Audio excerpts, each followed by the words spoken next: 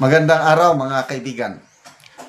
Bigyan natin ng opinion, reaction ngayon itong Facebook reel posted by Alvin and Tourism. Video ito ng Pangulong Marcos Jr. pagbisita niya sa Cebu. Pumunta siya isang nayon, liblib na lugar na nasalanta ng bagyo. Dapat sana kung matino lang ang ating presidente kung minamahal siya ng taong bayan, pagkakaguluhan siya. But dito, nakakaya, makikita mo ang mga tao, wala man lang kaamor-amor sa presidente, wala man lang lumapit sa kanya na nagpa-picture. Ito, mayroong isang ginang na ipinakita niya ang pagkadisgusto niya sa presidente. Ang presidente, aksyon na alamanuhin niya ang ginang humanap ng paraan, lumingon, binawi ang ulo, ang mukha, nagkaway-kaway sa isang tao kaya para lang maiwasan niya na kamayan ng presidente. And then sa ibang eksena, naglakad ang Pangulo, may mga pulis. Kapansin-pansin, 2 pulis, lumayo, tumalikod. Kung pulis ako, pagkakataon ko na, saluduhan ko ang Pangulo, Commander-in-Chief, Sir, pwede ba litrato tayo? Pagkakataon mo na yan eh. But dito, ibang-iba ang dating. Na opinion ko lang ito, parang isinusuka siya ng mga tao sa lugar na ito sa kanyang pagbisita. Tingnan natin ha. Unahin natin yung ginang na ayaw makipagkamay. Yan o. Balikan natin yan mamaya. Ito yung mga pulis. Tingnan nyo, 1, lumayo. 2, lumayo, tumalikod.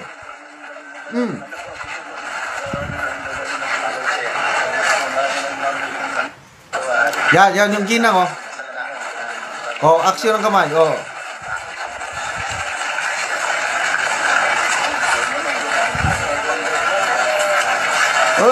klaro yung pulis, lumayo.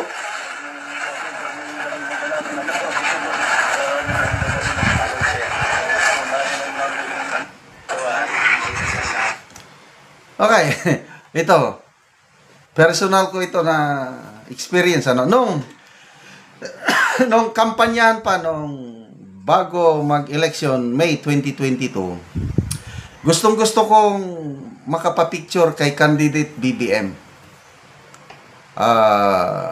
Umiikot siya noon, talagang dinudumog siya ng taong bayan nung kandidato pa siya. Kasi hindi pa natin alam na nabudol tayo. Kaya ako, gustong-gusto kong makipaglitrato sa kanya. That was my dream before. Kasi we consider ourselves Marcos loyalist. Nung na-promote akong general, nagpunta kami sa Malacanang at nag-outtaking, kaming mag-asawa, malaking utang na loob namin kay Marcos Sr. dahil nakatapos kami ng kolehiyo. Nag-aral kami sa Don Mariano Marcos Memorial State College. Libre ang aming tuition. Scholar kami ng bayan.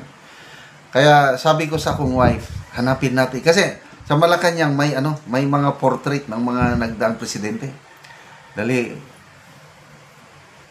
hanapin natin si President Marcos Sr. Nung nahanap namin, yan, nagpalitrato kami, tumayo kami, para kung makita niyo itong picture na ito, yan na yung litrato ni Marcos Sr. Background namin, may picture kami yan. And we are so very happy na nakapalitrato sa portrait ng aming idolong Marcos Sr. So, ganyan din ang gusto ko, makapalitrato kay BBM noon. Nung nanalo siyang presidente, nung okay pa siya, ganun din. Right now, itong nangyayari, never. Kahit hindi ko na siya makita personal, wala na talaga kung kaamor-amor sa kanya. Kaya itong mga taong ito, I can relate to them na parang parehas kami. Ayoko nang makita. Ganyan. Yung pulis. Diba? Yung pulis, pagkakataon na nila na makipag-picture sa presidente. Kung ako yon, lalapitan ko yon. Sasaluduhan ko kung ako yung pulis. Kaya lang wala. Ito, observation ko lang yung pulis, 2 lumayo. Malala ko nung nasa active service pa ko, bago akong promote na general, nasa ako sa Camp Aguinaldo. Nagbibiyahe kami within Metro Manila. Ihing-ihi ako. Sabi ko sa akin driver na maghanap ka ng gasolinan, mag-ihi ako. Sabi ng driver, sir, may alam ako, malapit na. Police station. Diyan na lang kayo mag-ihi. Sabi ko, yes.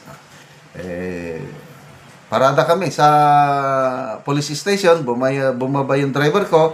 Kinausap niya yung mga police. Tuwan-tuwa naman ang mga police.